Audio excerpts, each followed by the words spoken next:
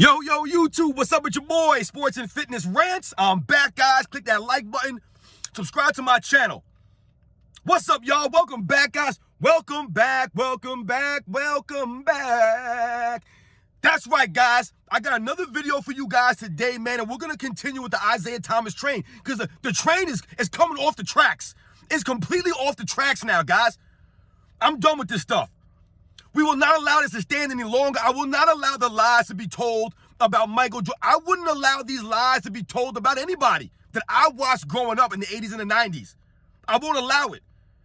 But Michael Jordan seems to be the target these days, which is very funny to me because most people recognize him as the greatest basketball player of all time, but yet and still, you have knuckleheads out here continuing to bash this man. Like, that's not doing anything for the NBA, guys. You're not doing anything for the NBA's history or the greatness of the league when you crash on past eras and past greats. And in this video, we're going to continue with Isiah Thomas, right? I said I didn't want to do this anymore, but we got to continue this nonsense. And the comments that he said about Michael Jordan, the comments he made about Michael Jordan early in his career not wanting to pass the ball, right? Oh, he didn't want to pass the ball, Michael Jordan, right? He was reluctant to pass. We're going to talk about these comments, guys. And you guys know what to do, man. Turn the volume up, hit the play button, listen to the information I have to say, guys, right? It's about the facts here, guys. No lies, man. This is about the facts here, the truth. Right? The truth, guys. You know what it is, man. These videos are for educational purposes. And let's roll.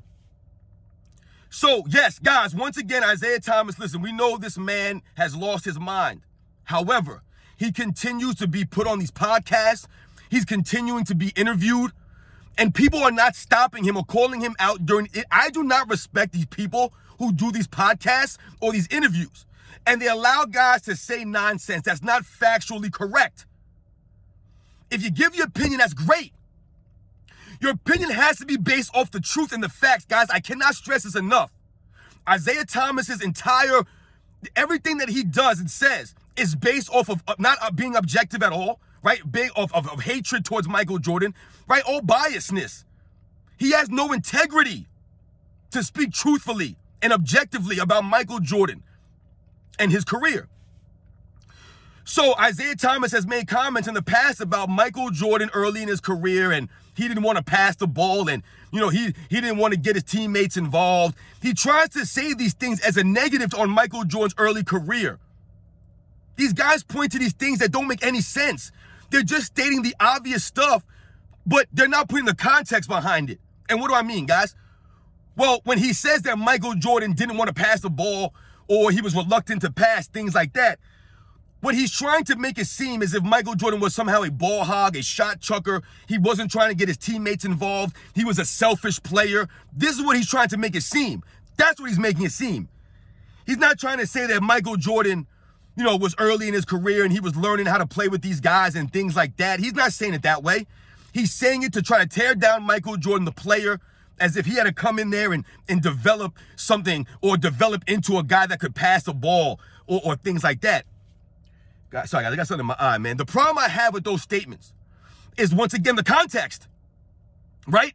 When he says that Michael Jordan was reluctant to pass or Michael Jordan did not want to pass the ball early in his career. The context behind that is, or the fact of the matter is, if you guys know anything about the Chicago Bulls in 1985, 1986, 1987, if you guys know anything about those first 3 years Michael Jordan played in the Bulls, right? He had 3 different head coaches those first 3 years.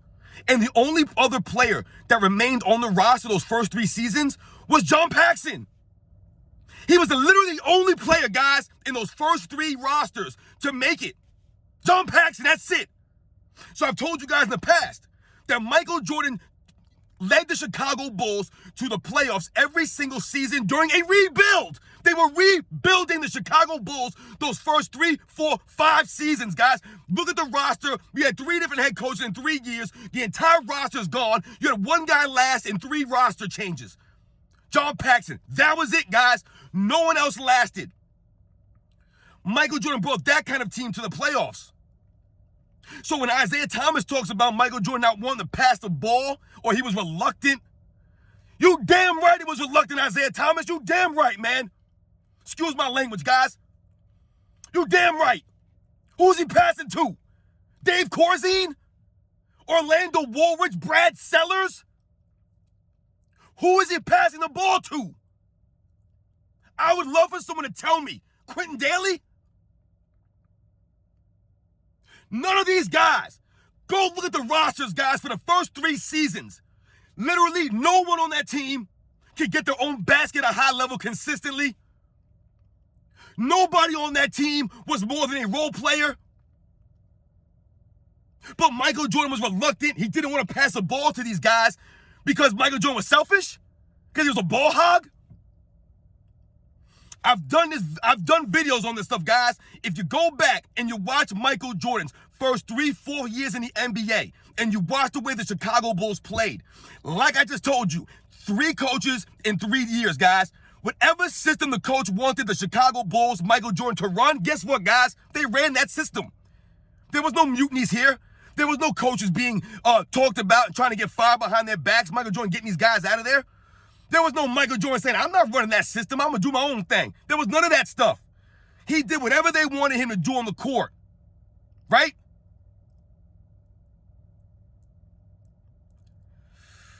So when Isiah Thomas says this, that Michael Jordan was reluctant to pass or he didn't want to pass the ball, and he tries to make it a negative towards Michael Jordan's career, his early career, all it is more slander to try to highlight Michael Jordan's early career struggles. But we must remember, when Isiah Thomas says these things, right, listen, remember, he has no integrity, guys. Remember that. He has none. Do not listen to what this man says. There's no context behind any of these things that he talks about. None. Who is Michael Jordan passing the ball to his first 3-4 years in the league, guys? Who?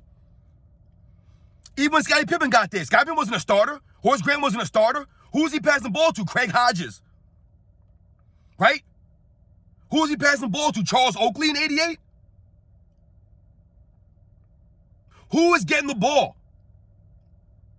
Who was he not passing the ball to? Nobody. There was literally nobody for him to pass the ball to, guys. I've told you, if you go back and you watch the Chicago Bulls when Michael Jordan was first 3, 4, 5 seasons, guys, you will see the ball get passed around the perimeter of the offense and come right back to Michael Jordan, guys. You know why? Because no one could go and get a basket. These guys could not score. That's why the Bulls were terrible before him. That's why he led them in every single category as a rookie. How does a rookie lead your entire team in every stat? Every stat. How is it possible? You know how it's possible, guys? Because maybe, just maybe, Michael Jordan wasn't playing with anybody that was a star or all-star level, or these guys were barely starters, man. There were no starters on that team. There were no NBA starters on the 85, 86, 87 Bulls. There was not. It was literally Michael Jordan, guys, and John Paxson, guys. That's what it was. That was the first consistent teammate that he had. So when Isiah Thomas talks about Michael Jordan not wanting to pass the ball, or, you know, he was reluctant to pass the ball, he didn't want to share the ball, he didn't really want to pass the ball to anybody. Like I said, he makes it seem as if it was a negative. Like Michael Jordan was looking at these guys and be like, I'm not passing you the ball, man, I'm going to do my own thing. Michael Jordan ran a system. Whatever the coach wanted to be done. When we think about Doug Collins, guys, he wanted Michael Jordan to dominate the basketball. He wanted him to be the main scorer, the main facilitator, all of that. That's what he wanted. So Michael Jordan played that way. And the Bulls were decent. The problem was there was nobody else on the team, but somehow all these years later, guys like Isiah Thomas and Scottie Pippen, these guys are trying to make it seem as if Michael Jordan came in on the 88 Lakers or something like that, the 87 Lakers, or the 86 Celtics, or the 72 Lakers, or the 60s Celtics. They're making it seem as if Michael Jordan came to a ready-made team and he was the reason they weren't winning. It was his fault. He wasn't ready for the NBA. He was holding them back by not passing the ball around. Look at all the guys that Michael Jordan played with his first 3-4 years in the league, guys. And you guys tell me, who was he supposed to pass the ball to? Who? There was literally no one. Remember that. There's not a knock on those players. What I'm trying to illustrate to you guys is that Michael Jordan never played with a consistent score. I've told you guys this in the past. There was never anybody on that team that you could just say, hey, here's the ball, man. Go get us a basket. There were no closers. He was always the closer. He was everything offensively for the Bulls. Without Michael Jordan, Scottie Pippen don't eat, Horace Grant don't eat, Bill Cartwright don't eat, Paxson, B.J. Armstrong, none of these guys get anything. They get nothing without Michael Jordan's presence on the court, taking the double teams, taking all the other team's attention, leaving these guys wide open.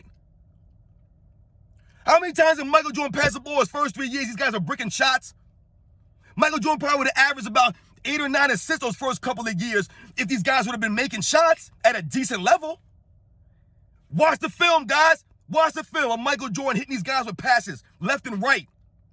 The ball going around, coming right back to Michael Jordan with 5 seconds left on the shot clock because these guys are scared to shoot. Hey, get out of here with this stuff, man. You guys know the deal, man. I appreciate all you guys, man. You know what we're going to continue to do, man. We will not allow this nonsense, man. Michael Jordan didn't want to pass the ball to anybody, man. I don't understand all this passing nonsense, man. Who cares? Man was dropping 40 every game, man. So why would he pass?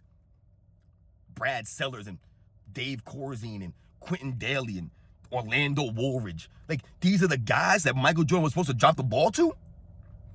Man, get out of here, man. I'll get you guys on the next one, man.